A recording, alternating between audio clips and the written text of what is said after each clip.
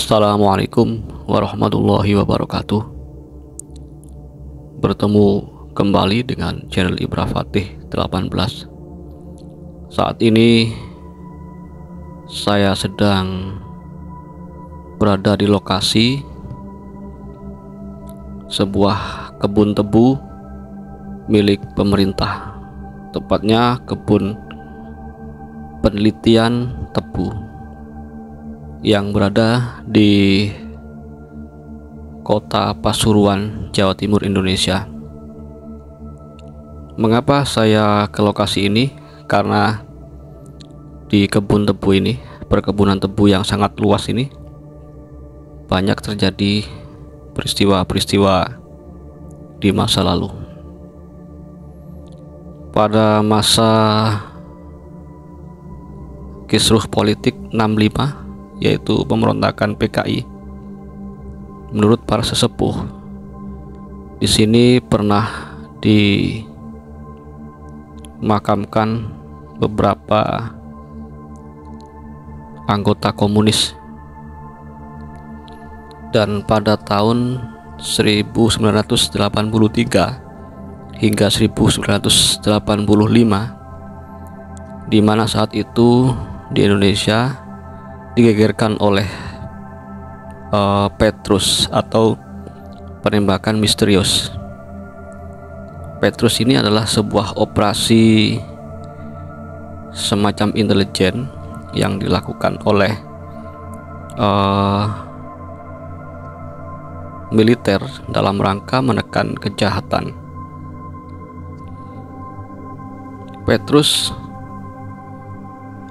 awalnya merupakan permintaan dari Pak Soeharto sebagai presiden ketika itu, yaitu pada tahun 1982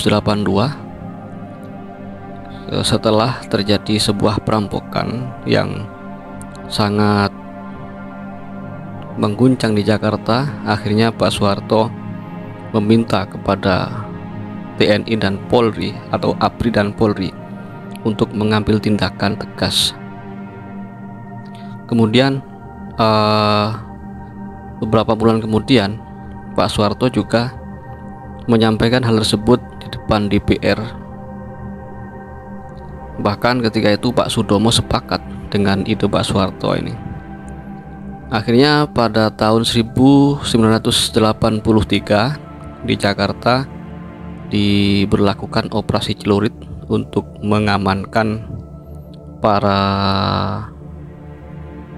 pelaku kejahatan seperti perampokan, penodongan, pembegalan, bahkan pemerkosaan.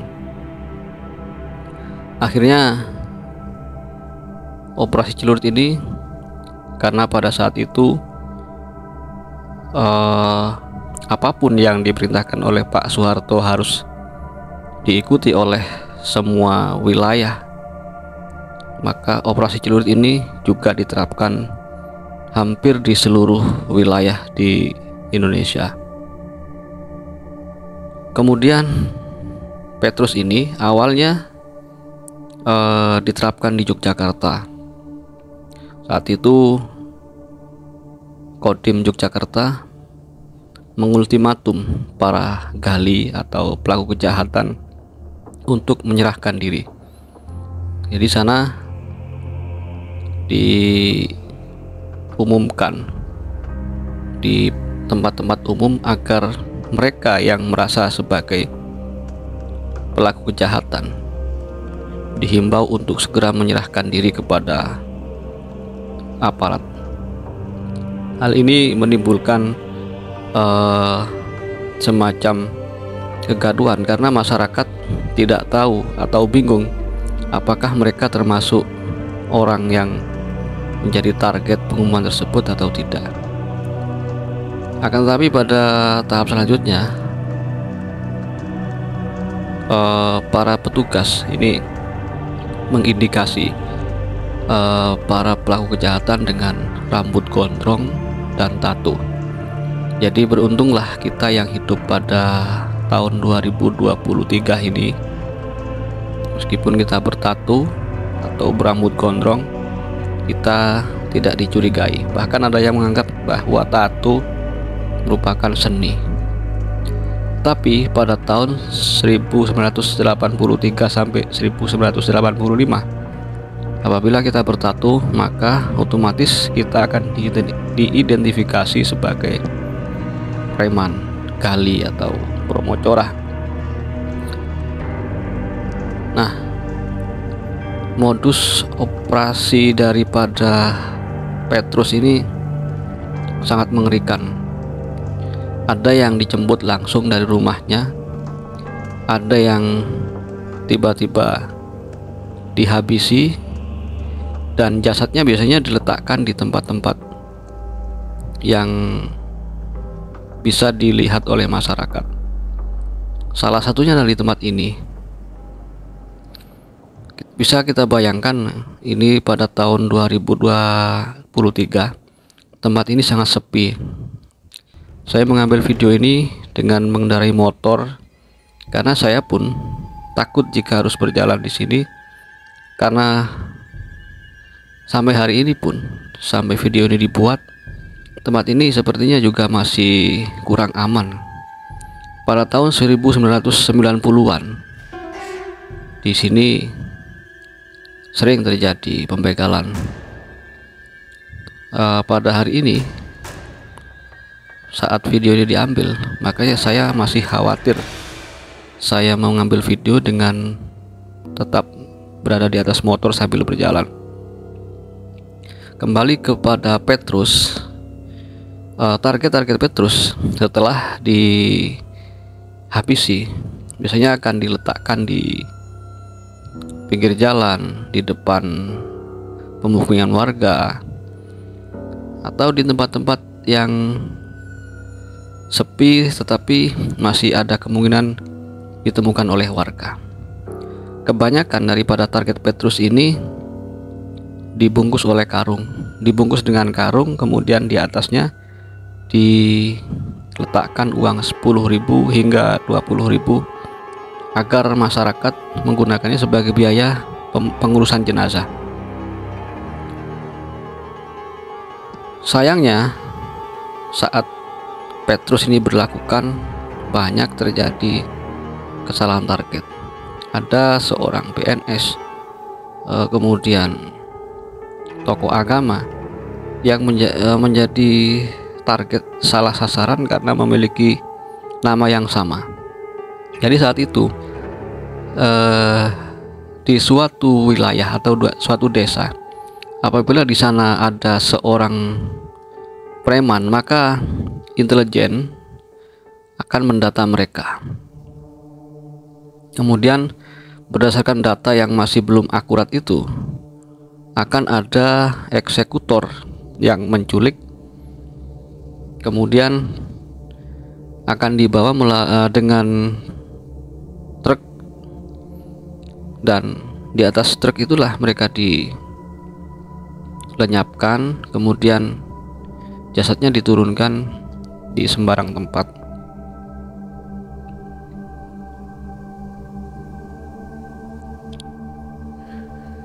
Nah, target Petrus ini mencapai ribuan orang. Pada tahun 1982 saja ada 532 orang yang menjadi target.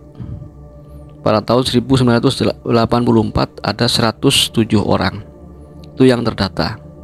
Kemudian pada tahun 1985 ada 74 orang yang dinyatakan menjadi target Petrus. Belum lagi yang hilang tanpa jejak. Dan memang saat itu tingkat kejahatan bisa ditekan dengan serendah-rendahnya, karena para pelaku kejahatan ada yang putus asa kemudian menyerahkan diri ke kantor-kantor aparat, ada yang melarikan diri, ada juga yang menghentikan aktivitasnya sebagai promocorah atau penjahat. Nah, di sini di kebun tebu ini dulu sering ditemukan target-target Petrus yang sudah tidak bergerak atau kehilangan nyawa, dan biasanya pada pagi harinya akan ditemukan oleh para pegawai kebun tebu atau masyarakat yang lewat, kemudian oleh pemerintah desa dirawat atau dikebumikan jasadnya dengan biaya yang telah diletakkan oleh para aparat. Operasi Petrus akhirnya berhenti pada tahun 1985 karena Indonesia saat itu banyak mendapat sorotan, terutama dari pihak Amnesty Internasional. Bahkan PBB ketika itu juga ikut turun tangan agar Presiden Soeharto menghentikan operasi Petrus ini.